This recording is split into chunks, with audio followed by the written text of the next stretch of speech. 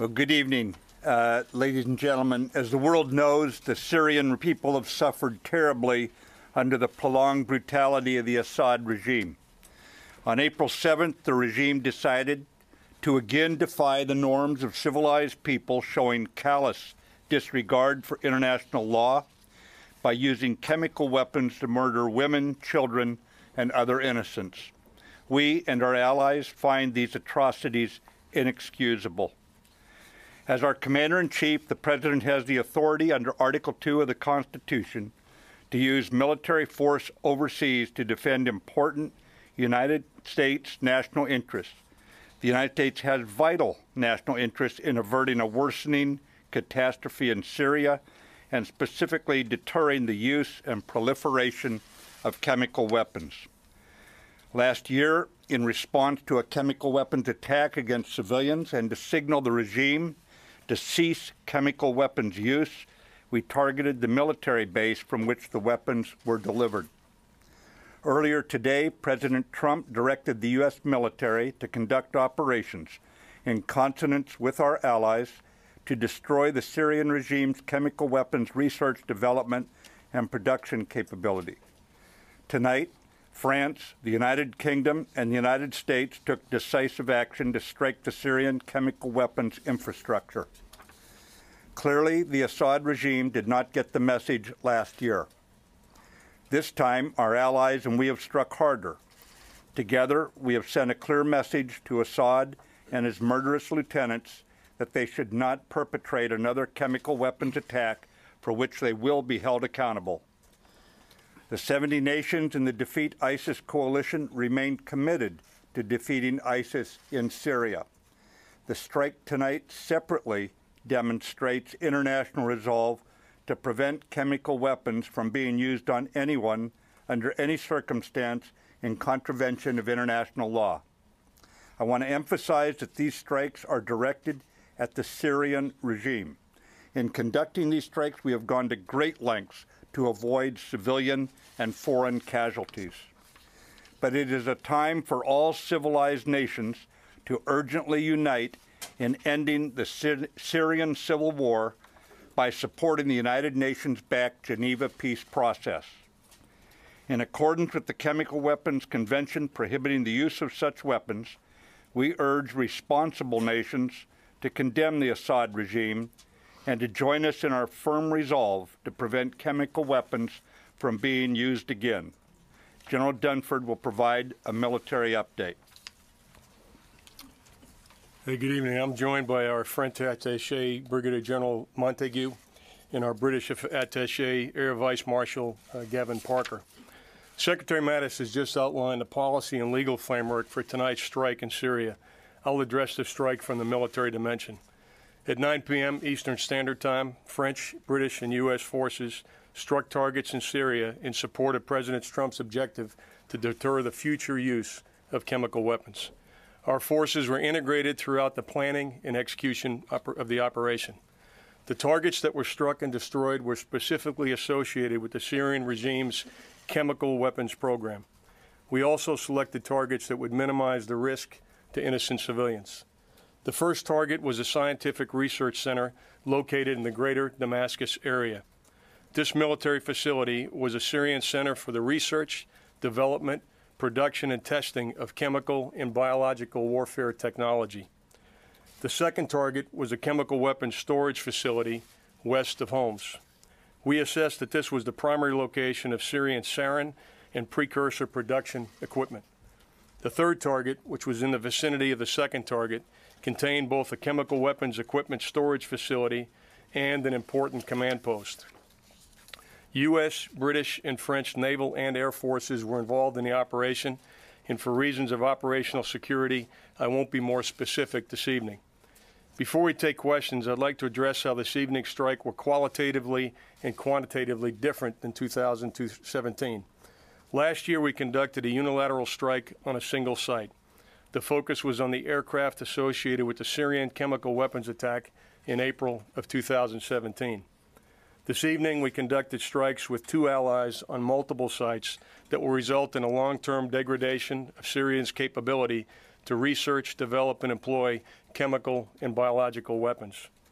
Important infrastructure was destroyed, which will result in a setback for the Syrian regime. They will lose years of research and development data, specialized equipment, and expensive chemical weapons precursors. The strike was not only a strong message to the regime that their actions were inexcusable, but it also inflicted maximum damage without unnecessary risk to innocent civilians. And with that, the Secretary and I would be glad to take your questions. Mr. Secretary. Mr. Secretary, first of all, did the U.S. suffer any losses initially? And more broadly, could you, the President in his remarks said that the U.S. and its allies are prepared to sustain this operation until the Syrians stop using chemical weapons. Does this mean that the U.S. and its partners will continue military operations beyond this initial operation tonight? That will depend on Mr. Assad should he decide to use more chemical weapons in the future. And of course, the powers that have signed the chemical weapons prohibition have every reason to challenge Assad should he choose to violate that. But right now, this is a one-time shot, and I believe that it sent a very strong message to dissuade him, to deter him from doing this again. Any U.S. losses? We'll brief on that in the morning. We're not. We want to give you a full brief in the morning. Right now, we have no reports of losses. Thank you. Secretary Mattis, Chairman Dunford, thank you for doing that. Have you seen any retaliation from the Russians or the Iranians? And how long do you think this operation could last? Is it a matter of hours or days, or could go longer than that? Yeah, we did have some initial surface-to-air missile activity from the Syrian regime. That's the only retaliatory action that we're aware of at this time. And the nature of the operation, we've completed the targets that were assigned to the United States Central Command. Those operations are complete. General Dunford and also Secretary Mattis, could you talk a little bit more about your concerns that you've expressed earlier in the week about Russian escalation? General Dunford, were you able to talk to your Russian counterpart, General Gerasimov? What are your concerns about escalation? And if we're permitted to ask your British counterpart a question, I would like to know the sense of your government about whether the situation with the Skripals and the Russian involvement in that, how that Russian involvement played a role in your decision to enter this coalition this evening. Barbara, let me address the last point first. Our attachés were kind enough to join us this evening. They're not going to get out in front of their president and prime minister, respectively, so that the national messages will be provided from their capitals here very soon. But with regard to the Russian concerns, we specifically identified these targets to mitigate the risk of Russian forces being involved, and we used our normal deconfliction channels. Those were active this week to work through the airspace issues and so forth. We did not do any coordination with the Russians on the strikes, nor did we pre-notify them. Mr. Secretary, it was just a couple of days ago that you said you're still assessing the intelligence on the chemical weapons attack, suspected attack. So at this point, do you know what the chemical was used in that attack? Was it sarin? Was it chlorine? And also, what is your evidence it was actually delivered by the Syrian regime?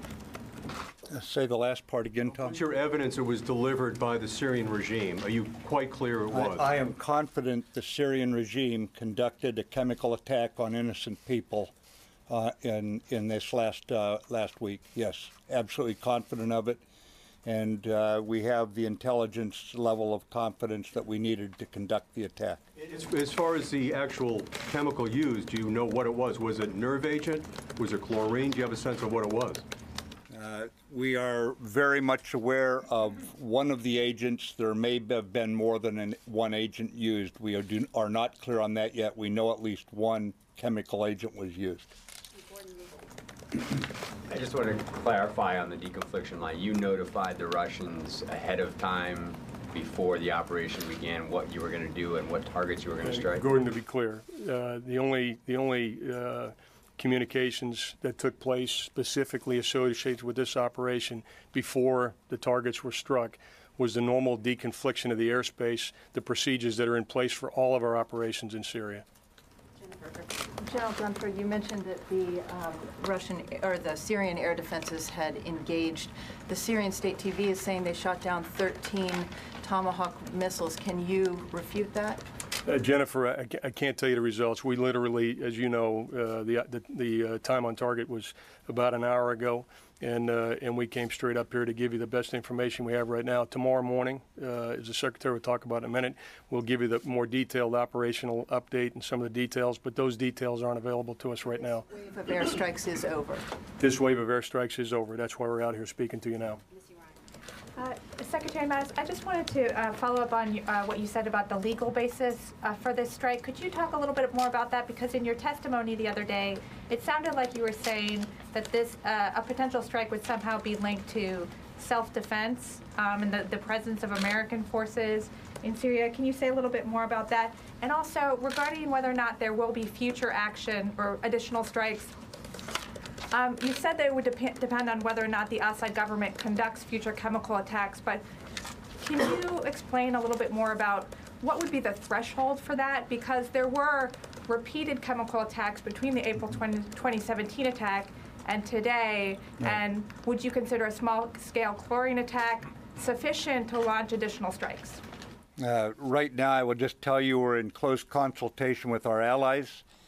We review all the evidence all the time. It is difficult, as you know, to get evidence out of Syria, but right now we have no additional attacks planned.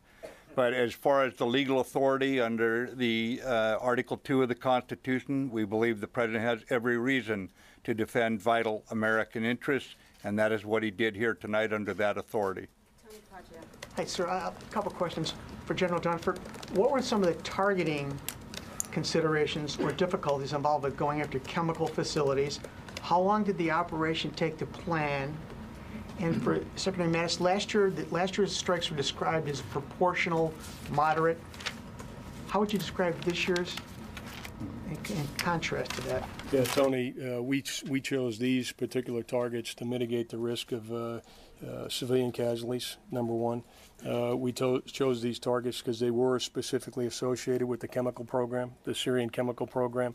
And obviously, when we take a look at target planning and so forth, we look at the location relative to other populated areas, collateral damage, proportionality. So these targets were carefully selected with proportionality, discrimination, and being specifically associated with the chemical program. All standoff weapons or any manned aircraft? There were manned aircraft involved. I won't give you any of the details operational until tomorrow morning, but we will do that at that time. Sir, instead of proportional last year, a question to Secretary Mattis. So up until yesterday, and I'm going to quote you here, you said, "I cannot tell you that we have evidence." So when did you become confident that a chemical attack happened? And the second one, yesterday. Yesterday, after you said that. Yes. And then second, you talked about targeting the chemical weapons infrastructure of al-Assad. If there were actually any chemical weapons or agents in those facilities that you targeted, I assume they would create health hazard in the region or not? Yeah, we don't believe. We did very close analysis. As the chairman pointed out, we did everything we could in our intelligence assessment and our planning to minimize to the maximum degree possible any chance of civilian casualties. We are very much aware this is difficult to do in a situation like this, especially when the poison gas that Assad assured the world he had gotten rid of obviously still exists. So it is a challenging problem set, and we had the right military officers dealing with it. So you can confirm there's going to be no leak into the air? Or of course not. We'll do our best. Dunford, when the surface-to-air defenses engaged, did they become a target, and did U.S. air power or other assets take out those targets? Yeah, Tora, I'm not aware of any response that we took right now. Again, we'll gather overnight.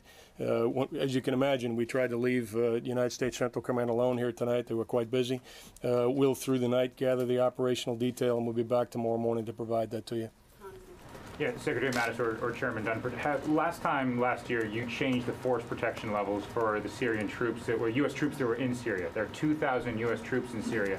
Have you changed force protection levels based on potential responses from Russia? Yeah, Hans, as you can imagine, the commander always takes prudent measures, especially in an environment that we're in tonight. So they did make adjustments. Just to be clear on the deconfliction line, you told them that you're going to be operating in airspace, but you didn't tell them, the Russians, what the targets were? That is absolutely correct. We used the normal deconfliction channels to deconflict the airspace that we were using. We did not coordinate targets or any planning with the Russians. What was their response, sir? That information was passed at the operational link from the Combined Air Operations Center in Qatar, so I wasn't on the line. But that kind of information, just to put it in perspective, is passed routinely every day and every night. So they may not have found anything unusual about that particular airspace deconfliction. Thank you so much, Katrina Manson from the Financial Times. Can you talk a little bit about any Iran targets that you initially, Iran-associated targets that you initially considered, and why you may have not gone for them? And could your colleagues explain exactly the sort of contribution that you've made to tonight's operation? Yeah, again, our allied officers are here out of respect for the fact that they were part of the mission from planning all the way through to the political decision taken. And once their heads of state speak tomorrow, then that'll be the initial statement from those capitals. But as far as any other targets, we looked at targets specifically designed to address the chemical weapons threat that we have seen manifested. The whole world has watched in horror these weapons being used. Those were the only targets that we were examining for prosecution. Mr. Secretary and General Dunford, you mentioned 3 target areas that were struck. How can you be sure that from now on these are all of the target areas or all of the involved production facilities for chemical weapons that the Syrians are using? And do you believe that there are additional locations where they are producing such materials? This is a great question. We had a number of targets to select from. And again, we did not select those that had a high risk of collateral damage and specifically a high risk of civilian casualties. And so the weaponeering, back to the earlier question, the weaponeering was done, the modeling was done to make sure that we mitigated the risk of any chemicals that were in those facilities and mitigate the risk of civilian casualties. So were there other targets that we looked at? There were. We selected these specific targets both based on the significance to the chemical weapons program as well as the location and the layout. Thanks. Secretary Mattis, it seems like this strike tonight was pretty limited, not too dissimilar from last year. I know it was three targets this time instead of 1, but it still seems a little bit more targeted and more specific than what I think a lot of people were expecting. Can you walk us through your decision to, did concern about escalation with Russia affect your decision to keep this more targeted? And moving from there, how much assurance can you give us that this is going to do what the strike last year didn't do, which is basically to stop President Assad from using chemical weapons again? Nothing is certain in these kinds of matters. However, we used a little over double the number of weapons this year than we used last year. It was done on targets that we believed were selective to hurt the chemical weapons program. We confined it to the chemical weapons type targets. We were not out to expand this. We were very precise and proportionate, but at the same time, it was a heavy strike. Mr. Secretary, prior to the attack, how important was it to get the support from the allies, not only from an intelligence point of view, but also just from the countries themselves? It's always important that we act internationally in a unified way over something, especially that is such an atrocity as this, that we've observed going on in Syria. But I would also tell you that these allies, the Americans, the French, the British, we have operated together through thick and thin, through good times and bad. And this is a very, very well integrated team. Wherever we operate, we do so with complete trust in each other, the professionalism, but more than that, the belief that one another will be there when the chips are down. So it's important, and it's a statement about the level of trust between our nations. General Dunford, could you just let us know whether the Syrians were able to hide a lot of these chemical weapons in the last several days, since there's been so much talk about a possible strike? Did that give the Syrians time to kind of move some of these weapons off limits? And then Secretary Mattis, just to confirm earlier when you were saying you had information about one of the chemicals, but we're all assuming that means chlorine, that you had information confirming chlorine, but not necessarily sarin. If you could just clarify that part. Yeah, Phil, the first question, I'm not aware of any specific actions that the Syrians took to move chemical weapons in the last couple of days. Yeah, we're very confident that chlorine was used. We are not ruling out sarin right now. Yeah. General, I'd like to follow up on Lewis's question about targets that you first examined and then triaged down to the 3 tonight. It sounds like you went after facilities and not the actual weapons, as indicated earlier, to minimize accidental risk to civilians. In the targets that remain, could you characterize perhaps the ability for Syria to ramp up again and again have chemical weapons? Yeah, I think it's too early to make that assessment. It's too early to make that assessment right now. Thank you. General Dunford, did any Russian defenses engage U.S., British, or French ships or missiles? And Secretary Mattis, were any of the strikes tonight intended to kill Bashar al-Assad? The only reaction that I'm aware of at this time was Syrian surface-to-air missiles. I happen to be down in the National Military Command Center and was aware of that activity. I'm not aware of any Russian activity, and I'm not aware of the full scope of the Syrian regime response at this time. Again, those will be details we'll pull together for you in the morning. Yeah, the targets tonight, again, were specifically designed to degrade the Syrian war machine's ability to create chemical weapons and to set that back right now. There were no attempts to broaden or expand that target set. And ladies and gentlemen, thank you for coming in this evening. Based on recent experience, we fully expect a significant disinformation campaign over the coming days by those who have aligned themselves with the Assad regime.